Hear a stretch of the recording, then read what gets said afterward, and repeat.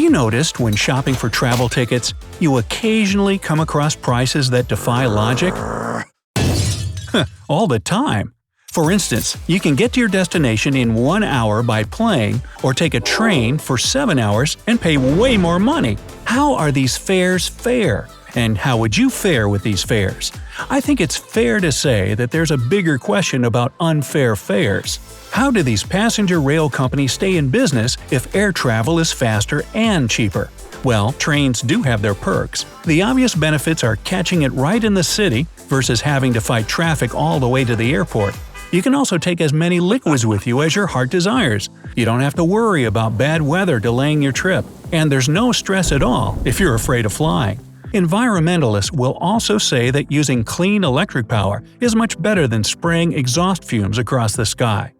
Now, all this sounds great and justifiable, but the real explanations behind why train tickets cost so much have less to do with comfort and emotions, and more about practicality. When you travel by plane, it takes off at a certain airport and lands at another.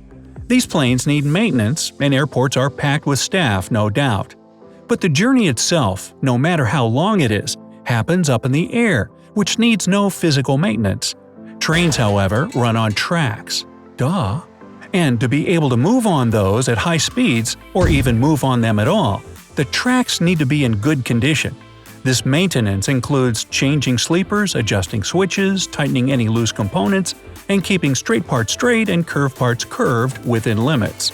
There's even the little yet important job of spraying the ballast with herbicides so that weeds don't go through it. From time to time, sections of tracks and ballast need to be renewed. While most of this work is now done by specialized machines, the materials and those machines don't come cheap. Taking care of a small section is already a lot, but think of how many tracks a national railroad service has. Amtrak, for example, owns 730 miles of its tracks and rents an additional 20,000 miles. That means they have to pay the owners for any maintenance costs. Expanding the route network and building new tracks is extremely expensive as well. Just 1 mile costs over $1 million. The trains themselves come with a hefty price tag too. Just one locomotive traveling from DC to New York will run you about $6.5 million if you're interested in buying. Not nearly as expensive as a plane, but still a lot. Add 8 passenger cars worth $400,000 each, and you'll see that this train costs nearly 10 million buckaroos. No one wants to travel in old cars with broken door handles or other parts, so every now and then they have to be fixed and eventually replaced at some point. The largest expense, however, is not the tracks or the trains, it's the people servicing them. Now think about it. When you're traveling by plane, depending on its size, you'll usually be accompanied by about 5 friendly flight attendants and 2 pilots. They'll be taking good care of you for an hour and a half on a flight from LA to San Francisco. Of course, they get paid for that time. Amtrak workers on the same route will work for 9 hours and get paid accordingly. It gets even more interesting if you look at a trip from LA to DC. You'd spend 5 hours in the air, but 2 whole days on a train. I'd opt for the plane in this case, but what would you choose? Any long train ride fans out there? Let me know in the comments below. Anyway, that's a huge difference in pay hours.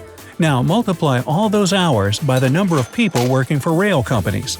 It's not just the train attendants, but all kinds of jobs that come together to make your railroad experience smooth.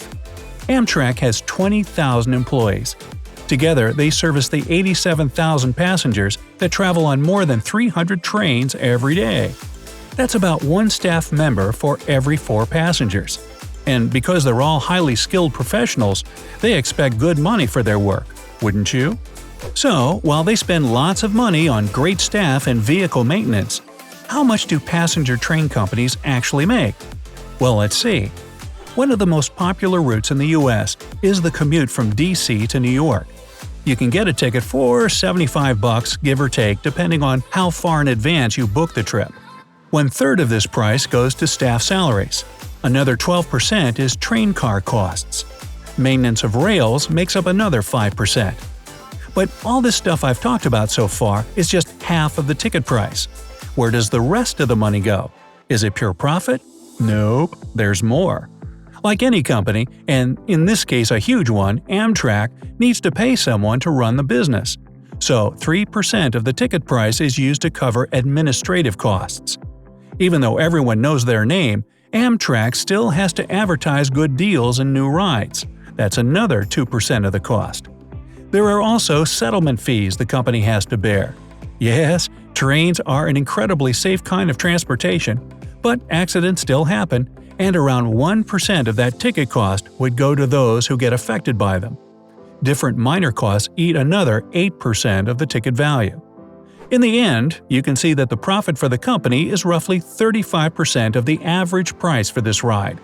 And that's just on one of the most popular and profitable routes.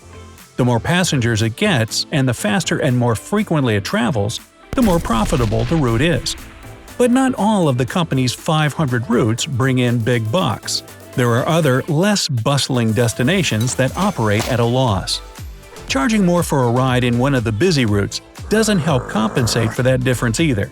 So, despite those fares that seem crazy expensive, Amtrak has operational losses every year.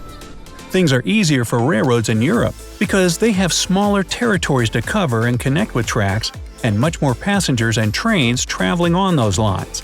The same is true for Japan. The whole country is about the size of California, and they keep building high-speed networks that are a profitable business. Now, if your regular train fare still seems overpriced to you, then you might feel a little better after hearing about a few of the most expensive rides in the world.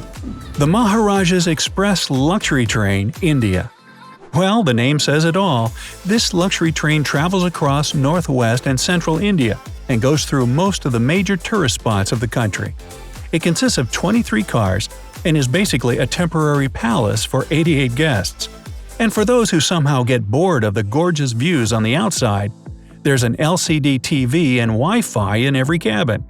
If you feel like experiencing the life of a Maharaja, that's an Indian prince, then be prepared to pay a princely sum of $3,800 per person for a ride that lasts 4 days and 3 nights.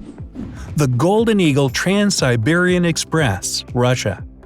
This ride, fit for Russian czars, starts in Moscow and goes all the way across the world's largest country to the eastern city of Vladivostok in 15 days and 14 nights. Passengers can choose between imperial suites and gold and silver class cabins. Suites have king-size beds, a vanity, and a private shower. Cabins that are a bit less luxurious still have air conditioning, a wardrobe, music, and videos to keep guests entertained. Even though prices start at roughly $13,000 for the entire ride, trips must be booked well in advance. Royal Scotsman, the UK. Unless you're friends with the royal family and get personal invites to their festive receptions, you'll definitely be amazed by a ride with the Royal Scotsman. The shortest possible tour lasts 3 days, and costs start at around $3,000 per passenger.